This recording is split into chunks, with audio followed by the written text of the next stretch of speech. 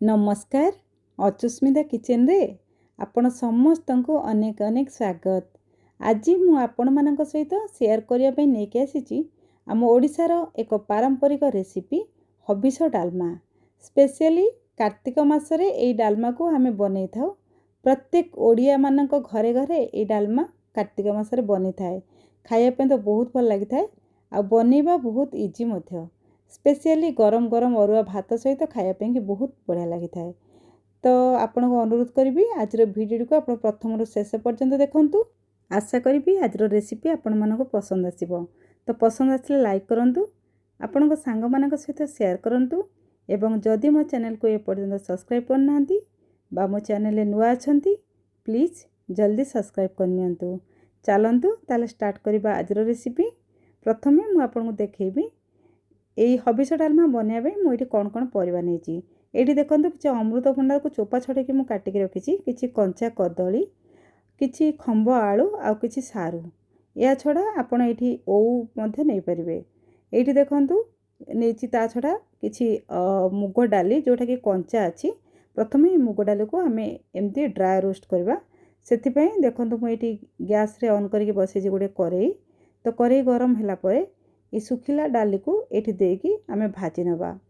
तो ध्यान रखिए गैस फ्लेम को ये लो टू मीडियम रखिए आउ से पर्यंत भाजवा जे पर्यंत यार कंचा स्मेल जाएनी बा यार गोटे बढ़िया कलर आसो। तो से पर्यंत पूरा या आम खर करके भाजबानी नहीं तो यहाँ आमर पूरा सीझबारे असुविधा हम आ बास्ना भल आसबनी। तो से पर्यंत भाजवा जमती यहाँ टिके कलर चेंज हो। तो ये देखूँ धीरे धीरे यार कलर चेंज हो आसला आपको देखा देखूँ।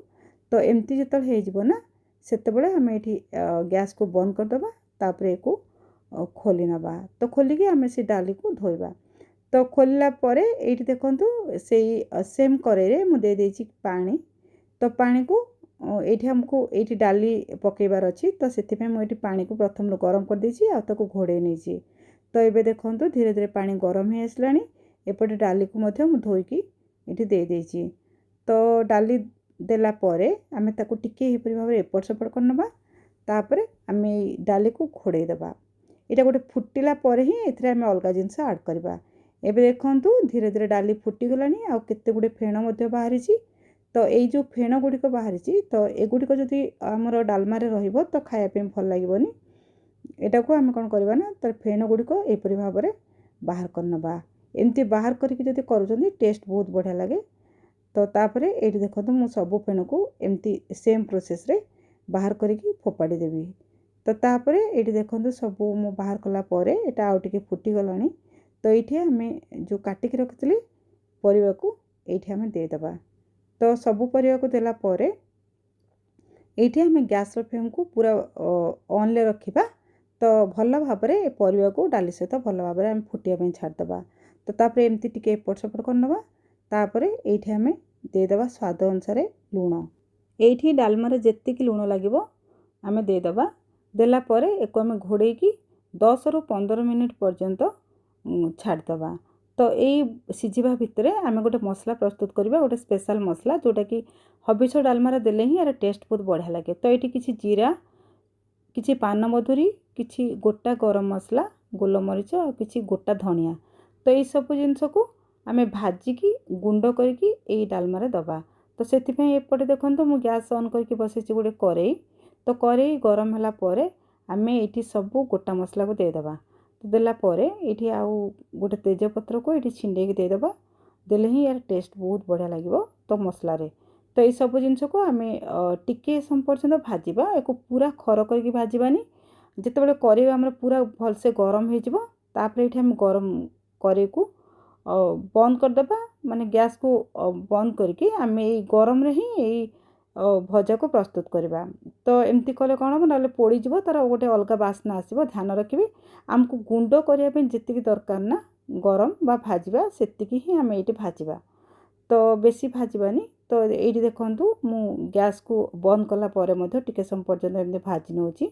एबे देखूँ मोर भजाटा हो गला। तो एक आम ठंडा करवा। ठंडा होला परे ही एक आम गोटे ग्राइंडर जार देकी गुंड करनबा। एपटे देखूँ मुझे गोटे ग्राइंडर जार से सबको देला परे ये देखूँ गुंड करके नहीं आसी। देखंतु एमती ही गुंड करेंगे एको पूरा प्लेन करेंगे बा पूरा खदड़ करेंगे एमती ही टिके टिके खदड़ थी एमती कले ही डालमा देले यार टेस्ट बहुत बढ़िया लगे। तो एको आम साइड रखा। एबे आम जा नेक्स्ट प्रोसेस को प्रथम आम जो गैस रे डालमा को बसई घोड़े तो ये आम ताको चेक करवा। ये देखो मझे थरे दुई थर देखी नहीं तो से मोर भलसे सीझी नाला। एबे देखो आम चेक करवा एटा सीझिला कि ना। एबे देखो डाली तो गोटा गोटा अच्छे मात्र बहुत बढ़िया भाव में सीझी जाइए। ता छड़ा सब परिबा सीझी नहीं आम चेक करवा। ये देखो कदली आउ अमृतभंडा खुंब आलू सब बहुत बढ़िया भाव में सीझी जाइए। तो ये आम को गैस को बंद करदे। ये डालमा को आम ओजाड़ी नवा गोटे पात्र को। से सेम करे को ये मुझे धोईकी बसई देती गैस रे। तो बसैला जो आम गैस गरम हो आम देदेबा गुआ घी। तो ये आम ए डालमार छुंक प्रस्तुत करवा। तो गुआ घी को टिके गरम है ये आम देदेबा जीरा आउ किछि सुखिला लंका। तो यही डालमार आउ किछि पड़ी न थाए जीरा और सुखिला लंकार ही हबिष डालमा फुटा जाए थाए। तो ये दुईटा देलापर यार गोटे भल बास्ना आसो लंका भल से भाजी हो आउ जीरा भल से फुटीज से पर्यंत आम या भाजवा। तापर पूर्वर सिझेक रखि डालमा को ये आम देदेबा। तो ये देखूँ आमर एबे सब डालमा को दे दी देखूँ केते बढ़िया भाव में आमर डालमा प्रस्तुत हो जाए माने फुटाटी प्रस्तुत हो जाए। एबे आम ताको टिके एपट सेपट करनबा। तापर आम पूर्वर प्रस्तुत करके रखिथिबा स्पेशल डालमा मसला को ये देदेबा। तो देलापर आम तापर ताको एपट सेपट करनबा जेमती कि डालमा सहित ये सब गुंड मसला भल भाव में मिसी जाओ। तापर एक मिसला आम गोटे मिनिट पर्यंत एक भल भाव में डालमा सहित टिके फुटे नवा जहाँफल कि आम डालमार यार गोटे बहुत बढ़िया बास्ना आसो। तो ये देखूँ मुझे आपको देखा डालमा देखूँ मोर जी पानी देती ना पूरा ठीक अच्छी। तो ये ही कंसिस्टेंसी रखिए जहाँफल कि यहाँ अरुआ भात सहित खायापी बहुत बढ़िया लगे। तो मुझे आपन को बाढ़ के देखा देखूँ केते बढ़िया भाव में आम डालमा प्रस्तुत हो। आपन ए स्पेशल मसला देकी निश्चित भाव में थे बनाते देखिए बहुत बढ़िया लगे। ता उपरे आम खाइला पूर्व टिके आ छींची नवा ये स्पेशल मसला को तापर खाइले ही बहुत बढ़िया लगे। तो आज रेसिपी आपन को केमती लगला कमेंट करी जणेबे। आज कि रही पुणी आसबि आउ एक रेसिपी नहीं। जय जगन्नाथ।